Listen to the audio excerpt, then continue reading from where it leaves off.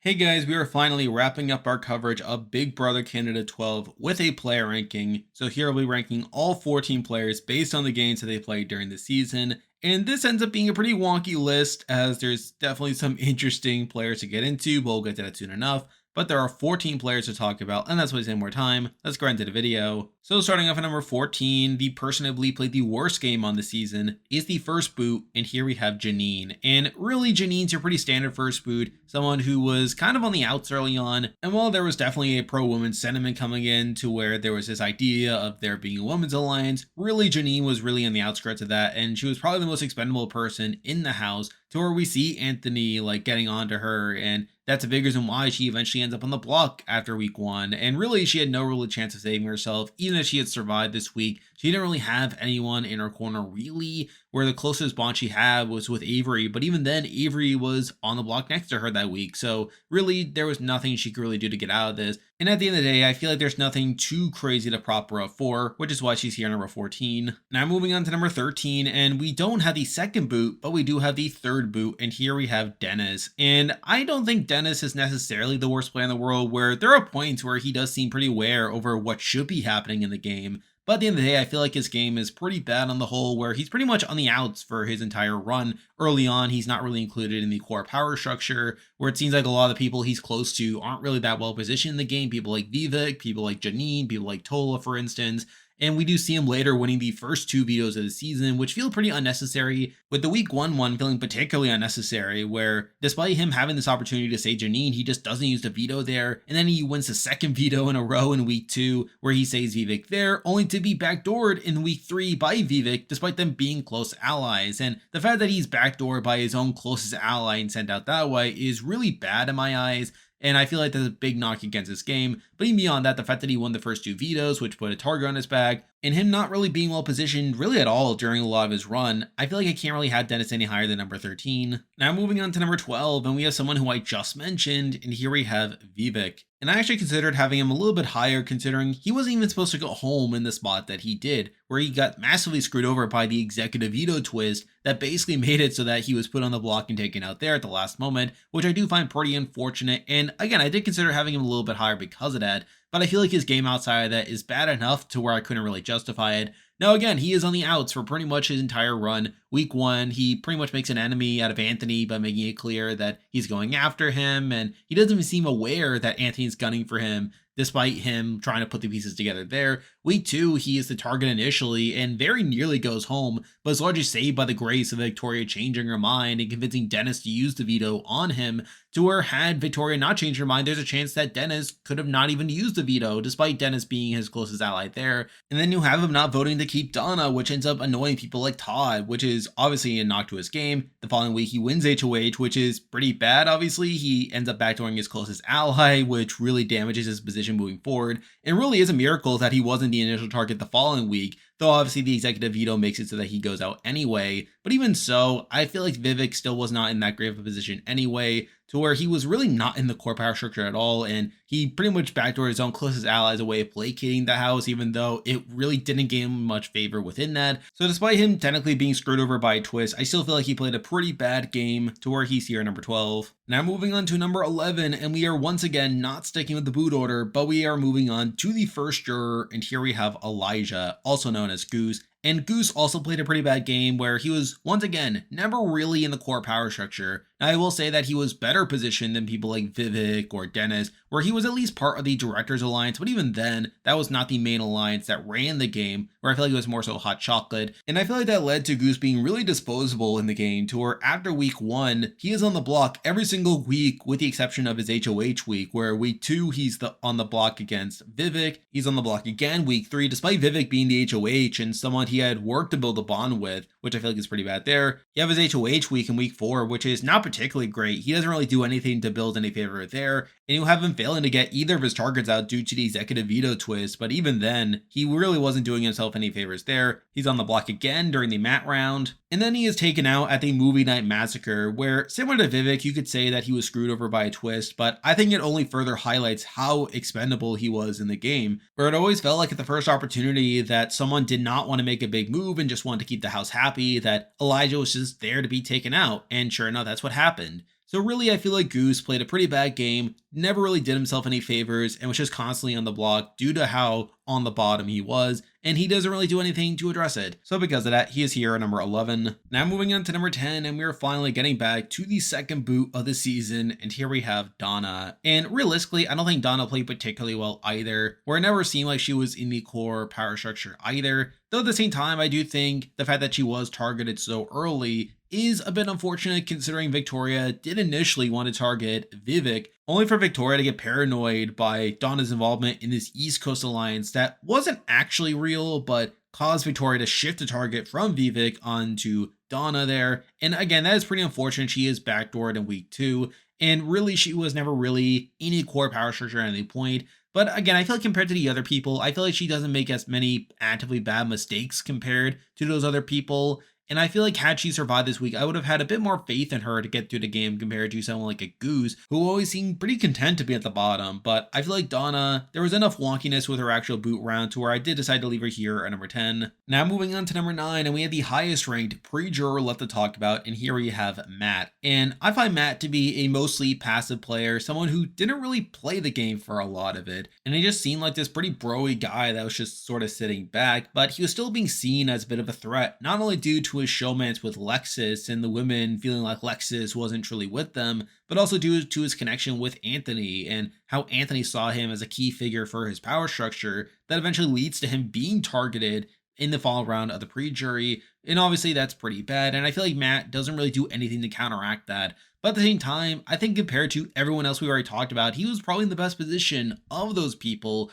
where he at least had a close bond to Anthony, and it seemed like had Anthony gone his way, that he probably would have kept Matt in the game for a bit. Now, realistically, how much faith do I have in Matt to actually play the game and try to maneuver himself to outplay Anthony? Not that much, but I feel like the fact that he was at least part of a majority alliance at a point and had people on his side that had some longevity in the game, that leaves him here at number 9. Now moving on to number 8, and we are jumping forward quite a bit into the boot order actually, to someone who made it very deep into the game. However, I feel like the way that they got there is largely unimpressive, but we do have Todd. And Todd manages to get all the way to 4th place in a spot to where he maybe could have won against Anthony, though I think that's not entirely secure. But I feel like the way that he got to the final 4 is largely unimpressive. Now early on, he's kind of on the outs, not really playing that hard, and not really part of the core alliance. Where in week 2, he loses Donna, one of his closest allies, and even being one of the people to vote to keep Donna, which is obviously not a great look. And then week 4, he's put on the block by Elijah, someone who is also not really that well positioned in the game. And while there's some wonkiness with why he stays on the block, where there was definitely talk about putting bigger players on the block like Bailey or Matthew, only for the other players to get scared out by that, Todd is on the block on eviction night, and he probably would have gone home had that vote played out normally, only to be saved by the executive veto twist. So even then, Todd gets saved by a twist here, which isn't particularly great.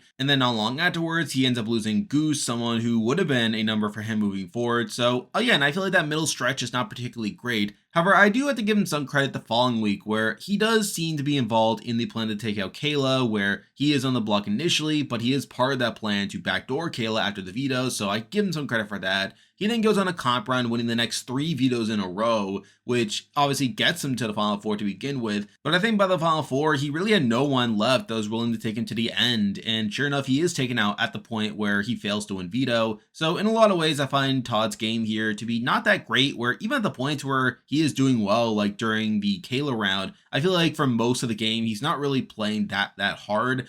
And again, I feel like he struggles to win a jury vote. Nothing against Anthony. He definitely has a shot considering how hated Anthony seemed to be by the end of the season. But I do feel like against Lexus or Bailey, he definitely loses that final 2 scenario. So I feel like Todd was definitely not primed to win the game, and he wasn't playing that hard. Not to mention he was saved by a twist in week 4. And I feel like his game here is mostly mediocre, and especially in comparison to the other players we'll be getting into soon, which is why he's here number 8. Now moving on to number 7, and we have a player who I view pretty similarly to Todd. However, I feel like they were a bit better positioned for more of the game, and here we have Tola. Now, realistically, I don't think Tola is the greatest player in the world either, and he's definitely someone who I feel like would struggle to win a jury vote, but I do feel like he was better positioned for more of the game compared to Todd, where early on, while the women are targeting him due to him seeming to come across as anti-woman, he is aligned with Anthony, and Anthony does want to keep him in the game, which I feel like is a bigger pro to me compared to Todd, who was never really part of the core alliance at any point. Tola at least had Anthony on his side, and Anthony was very willing to take him deeper into the game.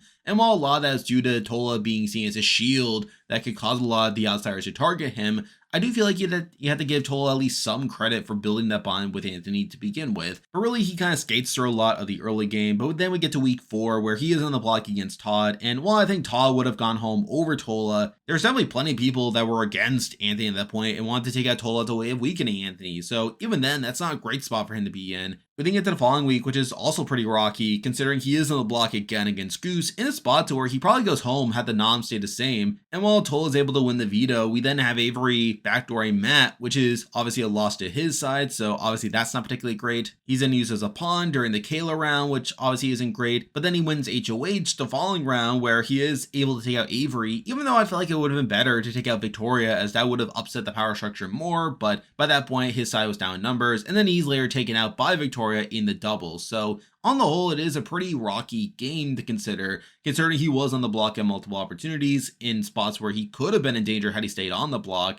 And even by the end, again, I feel like his win equity is very questionable, where while he was able to win at least some comps along the way, I feel like he was disliked by a decent portion of the cast, and I feel like he would have struggled at the end against plenty of people. And at the end of the day, I feel like he's not a particularly active player in the game, but the main reason he's above Todd is he was at least better positioned for more of the game. He was at least part of Anthony's alliance, and he was at least someone who was intended to be taken deeper into the game by the people running the game. So I do have to give him at least some credit for that, but really beyond that, I feel like his game is not too off from Todd's, which is why he's here at number 7. Now moving on to number 6, and we have the earliest boot left on the board to talk about, and here we have Kayla. And Kayla played a pretty interesting game for the most part, where early on she is very much ingrained in the majority alliance. She's part of Hot Chocolate, she's part of the directors, and she's arguably the best positioned player in the house for a lot of the early game, being an integral figure in a lot of these early votes, and it very much seemed early on that she was primed to make a deep run in the season. The problem though is that by the early jury, she is starting to be seen as his pretty big threat, and I do feel like she does things that definitely harm her longevity in the game, like taking out Elijah as early as she does. Also taking out Matt is harmful for her game, considering it does sever the relationship that she had with Lexus, which I do feel like is pretty bad on her end, considering I felt like that could have been repaired, but is unable to do so. And I feel like Anthony completely outplays her by the end of it, where Anthony's able to spread all these lies across the house that paints this bigger target on Kayla's back to where she is the second member of the jury by the end of it. So it is kind of interesting seeing how quickly her game collapses after the jury starts, considering how she did seem to emerge as his threat pretty quickly after the jury started, which is pretty interesting. And while I don't think she played particularly well to lower her threat level or to counter a lot of the lies that were being spread about her, I still feel like she played a somewhat interesting game where she still had a pretty strong pre-jury. And it did seem at a point that she was the best positioned player in the house, though I feel like she plays pretty sloppily within that eventually causes her to be targeted not too long after the jury starts. So again, it is still one of the better games on the season, but I feel like the other games are a bit more impressive in my eyes, which is why she's here at number 6. Now moving on to number 5, and we have the next boot on the board, but we do have Avery. And I did debate this, as I feel like Avery made more mistakes in the game compared to Kayla, and I feel like her downfall was probably not as dramatic compared to Kayla's, but at the end of the day, I feel like Avery was probably better primed in the early jury phase to get towards the end of the game compared to Kayla,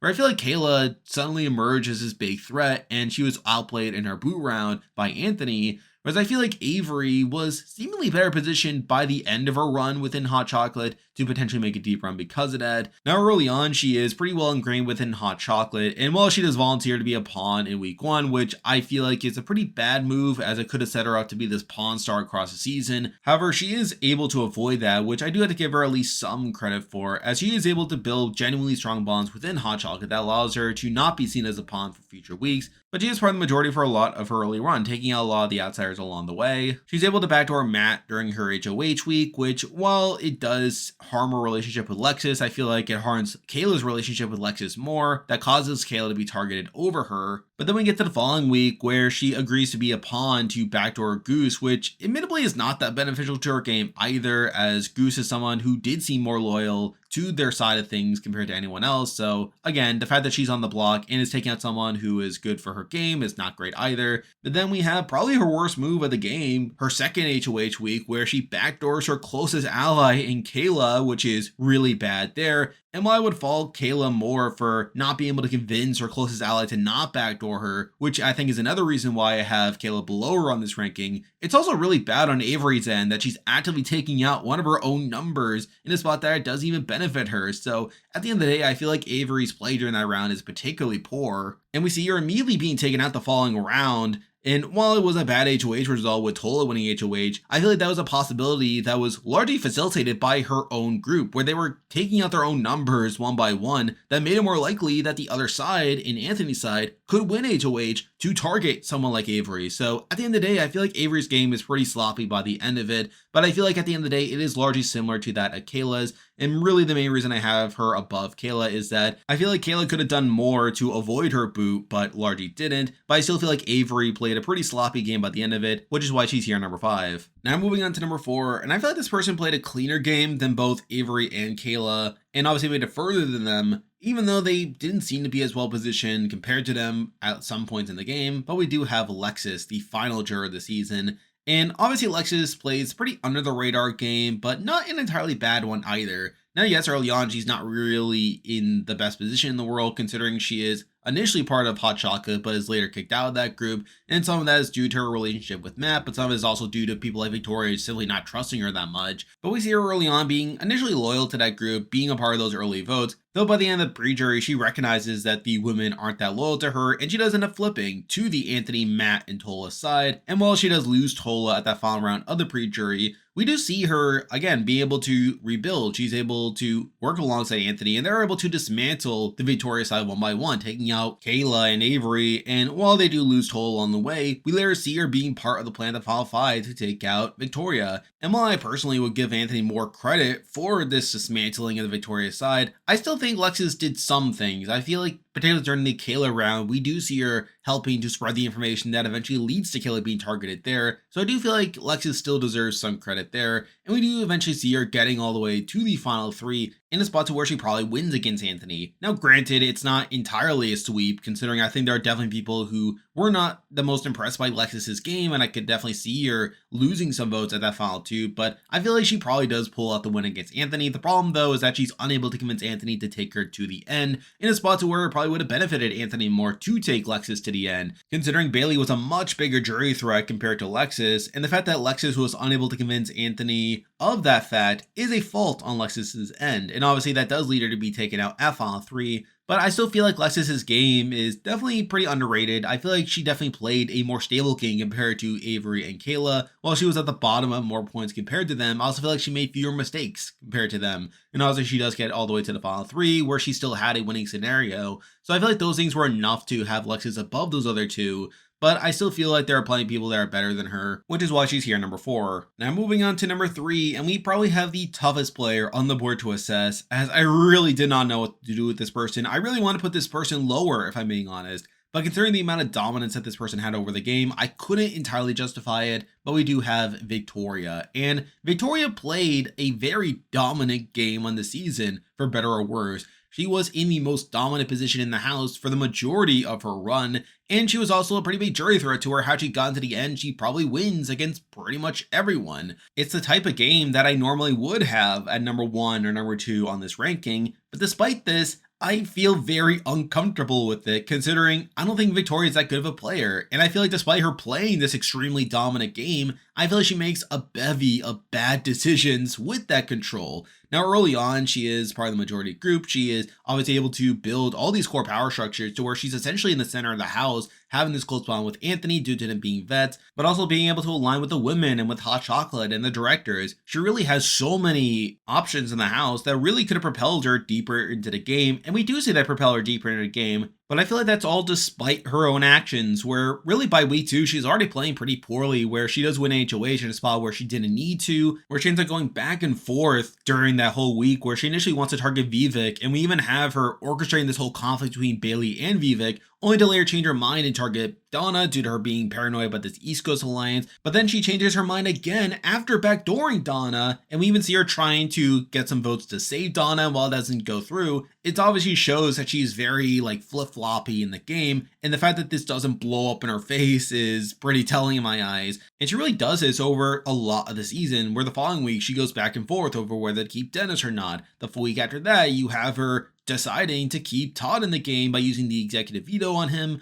only to later cut Vivic, which I also feel like is not that ideal for a game. You have her leading the charge to take out Matt, which obviously turns Lexus away from her group moving forward. And then after this, you have her going on this streak of cutting her own allies, where after this, you have her leading the charge to get out Goose, which, again, someone who is willing to work with them moving forward. You have her leading the charge to take out Kayla, another person who is a number for her moving forward. And then you have her again losing Avery the following round, someone who was obviously one of her closest allies at that point.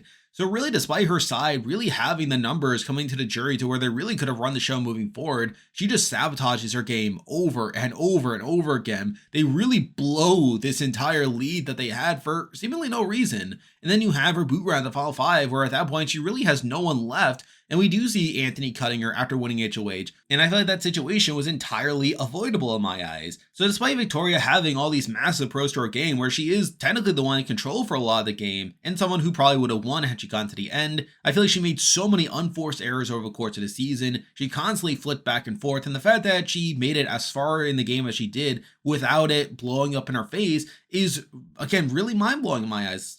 She probably should have been targeted much earlier in the game, but due to these players being loyal to her, that causes her to get through a lot of the game despite all these issues. So I don't really look at Victoria's game as that impressive in my eyes. I largely view her as the same player as I did at the time bbcan 9, someone who's very messy, someone who constantly flip-flops back and forth, someone who seems more prone to target her own allies than her own enemies, which I think is also pretty funny. And at the end of the day, I feel like it's a pretty sloppy game. But again, she does make it to the final 5. She did play a dominant game despite all her mistakes along the way. And she does win if she gets to the end. So because of all those things, I do have to have her this high on the list, even though I do so begrudgingly. But because of that, I do have her here at number 3. Now moving on to number 2, and obviously it is the final 2 of the season, and it's just a matter of ordering them. But number 2, and this may be a bit controversial, however, I do think this person's game was probably less consistent than a number 1 person's, but we do have the winner of the season in Bailey. And I do think Bailey, for the most part, is a pretty impressive winner, to where she's definitely better than the 2 ties. And while I would have her below Kevin Jacobs on a winner ranking, I do think Bailey played a pretty impressive game for the most part. Now, I will say that she was in a pretty rocky position early on, where she was kind of on the outs and she was losing a lot of her allies early on, where she loses Janine in week 1. That's not great for her. In week 2, she obviously loses Donna, one of her closest allies there, and is even one of the people that votes to keep Donna, which obviously isn't great. Even in week 3, while she does vote out Dennis, she didn't really want that to happen and kind of had her hand forced there. So I feel like early on, she really wasn't getting her way and was losing people close to her. And on top of that, she was a pretty big target by a decent chunk of the house, where a lot of the men in particular want to go after her early on. And we even see her being targeted initially in week 3 when Vivic wins HOH, only for Kayla to win and use the veto on her. So I do feel like a lot of her early game is particularly rough. However, I do think from the executive veto on, she does start to turn it up, where, while she does get lucked out by the executive veto, which causes Todd to stay in the game, we really see her latching on to Victoria, who is in the center of the house, and we really see Victoria doing what Bailey wants, where she's able to get Victoria to keep Todd around, where it doesn't really make that much sense for Victoria to be keeping Todd in the game. And at the same time, Victoria's taking out numbers that are more beneficial to her. People like Matthew, people like Kayla and Avery. It makes no sense for Victoria to be cutting a lot of these people, while it greatly benefits Bailey's position in the house. And I feel like you have to give Bailey a decent amount of credit for that. Now, at the same time, I do think Bailey had some misreads in the game to where she thought that Victoria and her were in similar positions in the house. But at the end of the day, she's still doing things that greatly benefit her game. And on top of that, we see her building a bond with Anthony, where Anthony was originally against Bailey, but Bailey's able to put in the work to build that relationship with Anthony. So we're coming to the end game, we see both Anthony and Victoria wanting to take her deeper into the game. And on top of that, Bailey is one of the biggest jury threats on the board, to where outside Victoria, Bailey beats pretty much everyone left by the end game, which I do think is also pretty impressive as well. Now, I think her end game is a bit questionable, where at Final 5 we do see her turning on Victoria, where even though Victoria was someone who's going to beat her at the end, I think she probably should have tried to keep Victoria a little bit deeper into the game, maybe try to use her to go after Anthony at that point, but is obviously forced to cut her at that point. I think Final 4 is also kind of questionable, where she wins HOH there, and we do see her losing Todd, which I don't think is that great for her, as leaving both Lexus and Anthony in the game does open up for them to take each other over her, which I think is a bit questionable there, but it does end up working out for her anyway, where at Final 3 we do see Anthony deciding to take her to the end over Lexus, under this misconception that Lexus would have beat Anthony due to having all the hot chocolate votes. And while I think it's more so a bad read on Anthony's end than anything Bailey did particularly well, the fact that Anthony still takes Bailey to the end after winning final HOH is pretty insane there. And we do see Bailey demolish Anthony in a jury vote as well. So I do feel like Bailey's game is mostly solid, where I feel like her middle game in particular is pretty solid, with her building this bond with Victoria and Anthony that keeps her safe for a decent chunk of the game, and also being able to keep Todd around until Final Four is also really impressive, considering that Todd probably should have been evicted around week 4. So I think all those things are pretty impressive, and I do think Bailey is a solid winner as a whole, but I do feel like the beginning of her game and the tail end of her game are pretty rocky, which does leave her behind at number 2. And now, at number 1, the person I believe played the best game on Big Brother Canada 12 is the runner-up of the season, and here we have Anthony Douglas. And the fact that Anthony was able to get all the way to Final 2 once again is pretty impressive in my eyes. Now, granted, I think this season in general was very much catered towards the vets that allowed him and Victoria to be in dominant spots for a lot of the season, but I still feel like Anthony played considerably better than Victoria, despite him technically being in a worse position for a lot of it. Now, early on, he does win the first HOH, however, I do feel like he plays it pretty poorly, considering he does seem to micromanage a lot of people, and it obviously annoys a decent amount of the women there, and obviously, while he does get his way in taking out Janine, you still have people like Vivic that start to lay the groundwork for him to be targeted. However, I feel like unlike Bailey, I think Anthony was definitely safer in the game, where I feel like Anthony had more solid numbers and was more solidly part of a majority alliance early on, to where despite him being a potential target, I don't think he actually would have gone home in a lot of situations, as I feel like the fact that Victoria was in a better position than him and wanted to take him deeper into the game is something that would have kept him safe over Bailey, who is in a somewhat similar position early on. So I think that is a pro to Anthony's game. But really moving forward, he is able to recover where he is able to be included in hot chocolate. He obviously has the bond with Victoria that's able to get him through a lot of the game. And yes, while Victoria undermines him on multiple opportunities, I don't think Victoria was actually planning to target Anthony anytime soon.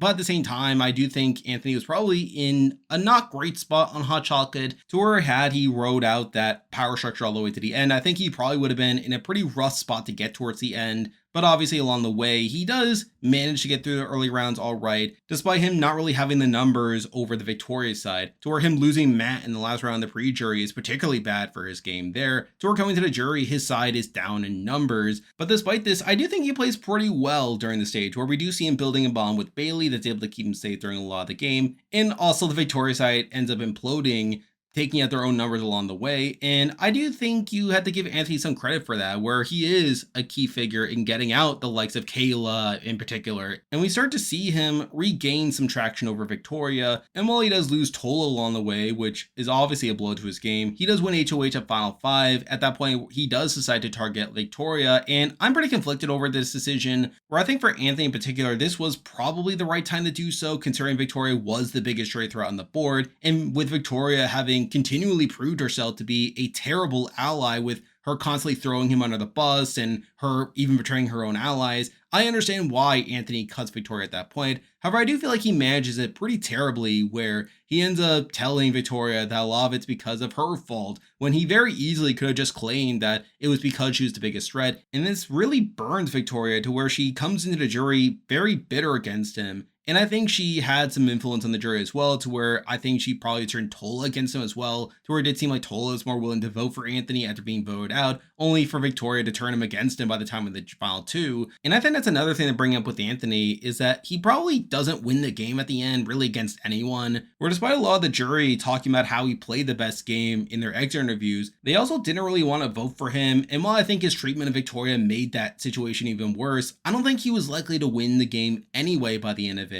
And then we get to Final 3, where he does win Final HOH, and he makes the wrong decision. He takes Bailey to the end in a spot where he thinks that Bailey is less of a jury threat compared to Lexus, probably due to this idea that Lexus would have stolen all the hot chocolate votes had he brought her to the end. So he thinks that by taking Bailey that he can get the hot chocolate votes and potentially win that way. The problem is that he was wrong. The fact is Bailey was a much bigger jury threat compared to Lexus, and while I think he would have struggled to win against Lexus as well, I think him actively taking Bailey to the end is a bad decision, and he does get demolished in a jury vote at the end of it. So it is kind of a conflicting game. In some ways, it's similar to Bailey's in that I think the very beginning of his game, his first HOH, is pretty rocky. I think the tail end of his game is also pretty rocky, particularly his final 5 decision and his final 3 decision. But I do think his game as a whole was a bit more consistent than Bailey's, where I feel like he was less likely to be targeted at multiple points compared to Bailey, where I think Bailey was in a lot of danger early on, where I feel like Anthony was a bit more insulated in the game. And I think Anthony was also harmed inherently by this cast having a very pro-women sentiment. We're considering that there hadn't been a female winner on bbcan in a while, that there were a lot of people in this cast that wanted the women to do well and for them to produce a woman winner. So I think that notion also harmed Anthony as well. And while I don't think he played perfectly, I think there were definitely some biases against him that obviously explain, at least partially, why he does lose at the end. So I think on the whole, I think Anthony and Bailey are incredibly close. I think they played largely similar games, but I think the fact that Anthony was safer throughout more of the game and was a bit more consistent in how he navigated through the game, and also the fact that I think he was also playing a bit better at multiple points, I think those things edge him out on this player ranking for me, which is why he's here number 1. And there we go, that'll do it for this week's video, along with my coverage of Big Brother Canada 12. If you liked this video, be sure to like and subscribe, really helps with the channel. Now I'm still covering Survivor 46 and Amazing Race 36, so you can expect weekly power rankings of those shows. I'm on Patreon and have a YouTube membership now, so if you want to consider supporting the channel, feel free to click the link in the description. And you can also join the Discord server by also clicking the link in the description. There's a lot of stuff coming your way, but for now, that is the video. See ya.